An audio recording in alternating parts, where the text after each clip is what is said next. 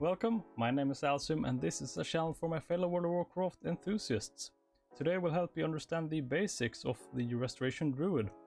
We're going to split this video into 3 different parts. These are single target abilities, multi-target abilities, as well as the utility abilities. This guide is going to be catered towards beginners of the Restoration's Druid spec and is therefore not going to cover more advanced rotation or abilities. Restoration Druid healing is based on hot abilities, which stands for healing over time. So there are not that many abilities that does direct healing like the Priest or Resto Shaman, for example. Therefore you need to be very proactive with your healing before the mobs and bosses start dishing out the damage. A good tip is to research the dungeon or raid a bit before playing, so you know when you can expect the damage and react in an according way by applying hots as well as buffs and stuff before the damage comes. With that said, let's take a look at the single target abilities. The 4 main single target abilities are Regrowth, Swiftmend, Rejuvenation and Life Bloom. Regrowth is one of the abilities that does direct healing. It also applies a hot on the target. I often think of this as like an emergency heal ability when I'm not prepared for the damage. The healing of this ability is quite low, so if you use it by itself, it's quite mana expensive for the output it gives. The Life Bloom actually procs it for a free cost, so then you can use it. Swiftmend is a very useful ability. It is available to cast when the target already has a hot ticking on them.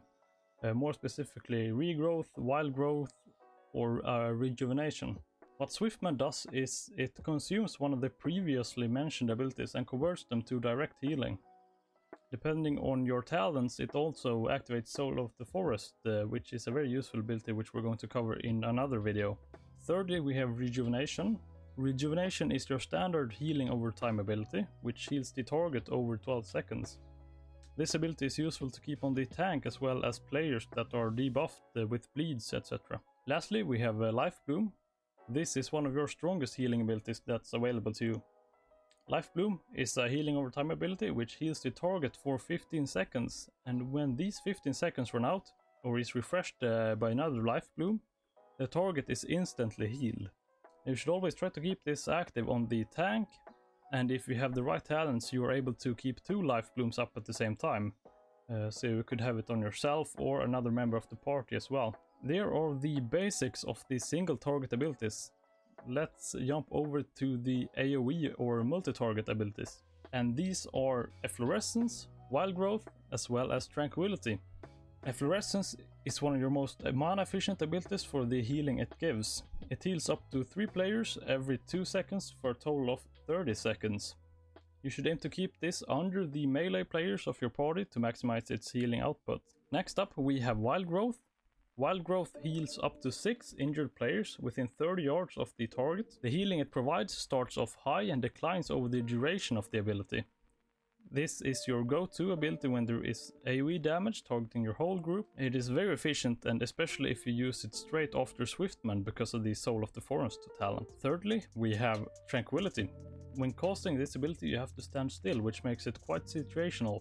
You have to know that you're able to stand still for 6 seconds to maximize its whole output. Tranquility sends out waves of healing which heals all the players within 40 yards of yourself. When using this ability in 5-man content like dungeons, the output is increased by 100%. This ability is very useful if the whole group is still taking heavy damage after you've applied your other hots. Now over to the utility abilities. Resto Druid is one of the classes with the most utility in the game. It has everything from combat resists to damage reduction abilities and buffs. I've chosen a few of the most basic ones. These are Iron Bark and Bark Skin, Convoke the Spirits, Nature's Swiftness, Rebirth, and Cenarian Ward. Iron Bark and Bark Skin are quite similar to each other. Iron Bark is a very useful ability when there is high damage going out on one player, for example the tank. Iron Bark reduces the incoming damage by 20% for 12 seconds, which is huge. Bark Skin, on the other hand, is only available to cast on yourself and reduces incoming damage by 20% for 8 seconds. Another very useful ability is Convoke the Spirits. This is accessible in the talent tree, which we're going to cover in another video. Convoke the Spirits is a healing ability that bursts out 9 of your healing abilities over 3 seconds. The abilities it can cast is Wild Growth, Swiftmend, Regrowth, and Rejuvenation. It is also possible for this to cast damage abilities like Moonfire, Rake and Thrash depending on the form you're in. This ability is best used when the whole group is taking heavy damage and is often paired with Nature's Vigil and Flurry. We've also got Nature's Swiftness, which makes your next regrowth, rebirth or entangling roots instant and heals for an additional 100%. If you cast this right before Convoke the Spirits, it actually affects all the regrowths in Convoke the Spirits and makes them heal 100% more. Rebirth is your combat rest ability. It has a 10-minute cooldown, so you have to choose wisely when to use it. The good thing with this combat rest, it brings back players with 100% of their health. Last up we have Cenarian Ward. It could be classed as a single target healing ability sort of, but it technically is a shield. Cenarian Ward is one of the most useful abilities of the Druid. What it does is it shields the target, and when the shield gets broken or destroyed, it heals the target for an amount over 8 seconds. Always try to keep this active on the tank for the most effectiveness. So to summarize what we've talked about, always keep efflorescence down under the melee players and keep life bloom up on the tank as well as another member of your party, preferably yourself. Rejuvenation should be kept up on the tank and players that are debuffed by bleeds, etc. Use Cenarian Ward on the tank for the most effectiveness.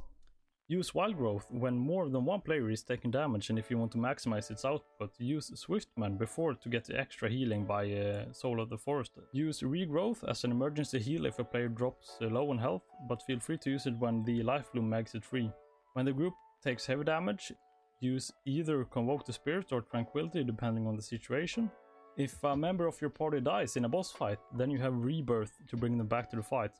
Hopefully this makes things a bit easier for you and makes you more comfortable playing Resto Druid. If you enjoyed the video, then feel free to click the like button and maybe even a little subscribe. If you have any questions, feel free to leave a comment down below. Thank you so much for watching, have a wonderful day, bye bye.